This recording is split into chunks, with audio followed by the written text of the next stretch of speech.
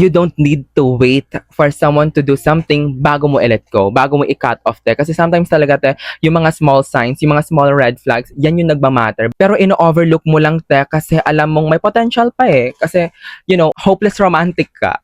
Same as me. Pero, yeah. Hi, te, it's Ace and welcome back to another episode of the Safe Space Podcast. So, for today's topic, te, let's talk about the 7 signs maybe someone is manipulating you. In this topic, te, i-relate ko siya sa mga real-life experiences na na-observe ko with the use of dark psychology and human nature. I know, sa dami ng kaganapan right now, te, hindi natin alam if that person is good for us, if they only use us for their own benefit, if manipulator, user, gaslighter ba yan. It's really important to protect yourself. So you can only protect yourself, te, by having knowledge about human psychology, dark psychology, and also be observant. No more dadana, te, and let's get right into it. Pinaka number 1 sign talaga, te, is they make you question your reality. In short, gaslighting. Always mo bang napapansin na every argument and conflict sa friendship nyo, sa relationship nyo, always mong napapansin na kahit alam naman nila na may kasalanan sila, iniiba nila yung story and minamanipulate ka nila, te, to the point na parang nako-confuse ka na. You question your reality, your action. If baka sobrang OA ka, if baka ikaw yung may mali, baka nag-overreact ka lang. They make you dependent on their version of truth.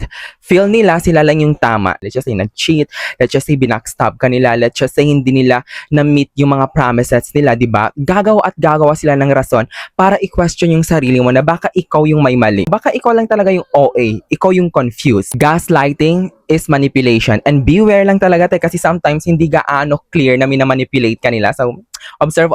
Second sign is lagi ka nilang gini-guilt trip. So, for example lang te ha, let's just say meron kayong gala ng mga friends mo or ng partner mo te. So, ikaw te as a busy woman na para bang over na sa schedule te, busy ka talaga and in-invite ka nilang mag-party, gumala, night out, kanya. And nag-say ka ng no kasi alam mong ang dami mong schedule, hindi na kayang, pagsabayin pa. They are manipulating you if gini-guilt trip ka nila to the point na parang sasabihin ka nilang, you've changed. Nagbago ka na. Dati naman hindi ka naman ganyan. Dati naman nag-yes ka naman sa mga gala natin. They cannot respect your no. They cannot respect your boundaries. They are manipulating you. Yung mga taong ganyan te are selfish. Nakafocus lang sila sa kung ano yung gusto nila. Not even asking you if gusto mo ba yung isang bagay. In dark psychology te, this is called emotional conditioning. So kinukondition muna nila te yung emotion mo para ma-feel sad ka about them, ma-feel sorry ka about them, mag-guilty ka para sa kanila na kumbaga nagbago ka. Gusto kanilang mag-conclude na parang may mali kang ginagawa. Na yung pag-say mo ng no, na yung boundaries mo is not good. Number 3 is hot and cold sila. Hindi sila consistent. In dark psychology, this is called intermittent reinforcement. So parang it's same sa concept ng addiction. Gusto nilang mag-crave ka sa attention nila. Gusto nila mag-crave ka sa presence nila. Kumaga mixed signals te. Alam ko yan yung gets yung term, mixed signals. Hot and cold sila. One day parang ginigive nila lahat ng atensyon nila sa'yo, nakatutok sila sa'yo, full of love, full of care. Pero pagdating bukas te, like, ano yun? Ano yung nangyari? Ano yung nagbago? Wala naman akong ginawang masama. Wala naman kaming napag-awayan. Ganon te. If they cannot communicate their thoughts and emotions sa'yo clearly, they are manipulating you te kasi they want you to crave for that attention. Hindi nila binibigay lahat kasi gusto nila mag-crave ka, ma-hook ka. And yes, it's really okay to, set boundaries and hindi bigay lahat ng attention natin sa partner or sa friends natin te, have an individual identity din outside of the relationship. But what I mean by that te, is parang kumbaga sobrang consistent nila by being inconsistent. Watch out for that signs te. So yeah, ingat-ingat. Sign number 4 is always sila yung victim. Walang accountability, always sila yung victim. Even sila yung may nagawang masama, you end up apologizing para matapos na yung issue. Ganon tayo pag-manipulate nila. So in dark psychology, this is called victim manipulation. Gusto nila na kaawaan mo sila.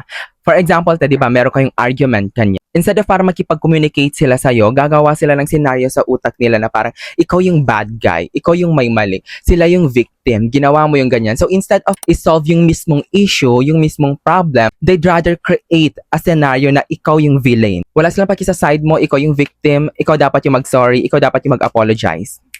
Note, X talaga yan. Sign number 5 is they isolate you. Girl, watch out for these signs. In dark psychology concept, isolation increases dependency. So the more na isolated ka, wala kang contacts, communication sa mga friends and family mo, they can easily manipulate you. They can easily control you. And syempre, ikaw te marupok ka, di ba? Ang sasabihin nila, they don't love you like I do. They don't care about you like I do. That's what I've said sa mga short form contents ko. It's really important to have an individual life outside of the relationship. Kasi te, if alam niya parang nakadepend ka lang sa kanila, wala kang social life, wala kang good relationship with other people, girl, they will just use you. Sasakaling ka lang nila based sa mga commands nila, sa mga instructions nila. Kumbaga, you are a puppet in a relationship. Kasi alam nilang wala naman tutulong sa'yo eh. Wala naman makakagets sa'yo. Kasi sila lang yung makakagets sa'yo. Kumbaga, ang concept nito te is dapat hindi ka mag-depend sa kanila. Huwag mong ipakita na parang sila lang yung meron ka. Connect with your friends and ipa-feel mo you have social life, and no matter what happens sa relationship na meron kayo, alam na alam mong may masasandalan ka pa. You have a life outside of the relationship. Sign number 6 is they twist your words against you. Girl, alam ko, hindi lang ako yung nakaka-experience na parang, huwag mong sabihin yan. Sinabi mo kasi yung ganyan eh. They use your words against you. Yung paulit-ulit na pag-reflect, pag-go back sa past na nangyari, sa mga past mistakes mo, rather than focusing sa kung ano yung current issue. Instead of mag-focus na i-solve, i-communicate kung ano yung problema right now, sasabihin nila lahat ng mga maling nagawa mo before. Para lang masabing ikaw nga may mali ka ring nagawa eh. Para lang makonsente kung ano yung maling nagawa nila right now. Ang pinakasad pa dito is parang to the point na parang finifilter mo na lang din yung sarili mo. You cannot fully express kung ano yung gusto mong sabihin kasi feel mo yung word na gagamitin mo ay like, pucha, magagamit naman yung ganyan. Yung word na to bawal kong gamitin kasi alam kong kasalanan ko na naman. Girl, girl, girl. No, never. Last and 7th sign is you feel drained, not safe. Lagi ko na yung sinasabi sa inyo, te, listen to your intuition, listen to your body. Kasi sometimes talaga, te, your body knows everything. Kasi sa dark psychology, te, if I'm not mistaken, ang sabi, mga users, te, they create chronic stress. So, kung ano yung binibigay nilang stress sa'yo, te, nafe-feel yun ng body mo, nafe-feel yun ng intuition mo na you are not safe. You are not comfortable being in this relationship. Na parang it's like a survival relationship na parang kailangan maging playing safe ka lang, kailangan mong iprotektahan yung sarili mo instead of dapat protektahan ka nila and to be really comfortable with that relationship. Healthy relationship should feel safe, not strategic. Yung healthy relationship should not be complicated. It should not be a game na parang maghuhulaan ka na lang yung mixed signals na yan. Ano yung dapat kong gawin? Ano ba mag-hot and cold ba ako? Girl, if it doesn't give you peace, it's not a good thing.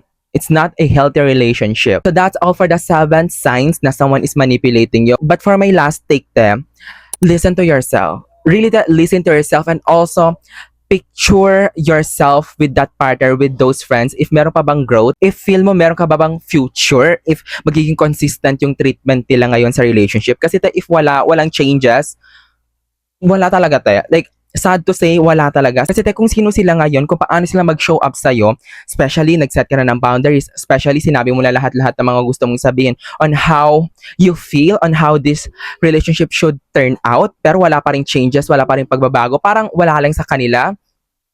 Note, hindi talaga mag-work yan. This is just a reminder, always ko nang sinasabi sa'yo na you deserve a relationship na you don't need to ask for more. Kasi sila na mismo yung kusang magbibigay nun. Yung healthy relationship din na kampante ka, na secured ka, na hindi performative. You know what I mean? Yung parang kampante ka, safe ka, you feel loved, you feel secured, you feel like there's growth, you are learning in this relationship. Yung may growth talaga, yun yung healthy relationship. So as of the moment, ask yourself, if meron ka na experience, let's just say 4 signs out of 7 signs, kabahan ka na question yourself, bakit andyan ka pa sa relationship na yan Kasi sinasabi ko you don't need to wait for someone to do something bago mo i-let go, bago mo i-cut off Kasi sometimes talaga yung mga small signs, yung mga small red flags, yan yung nagmamatter. Pero ino-overlook mo lang kasi alam mong may potential pa kasi hopeless romantic ka. Same as me. Pero yeah, that's all for today's video. I hope you learned something and yeah, see you sa next episode. Hopefully maging consistent na talaga ako sa pag-post here sa YT. Hopefully. But yeah, take care as always and yeah, keep going lang. Bye!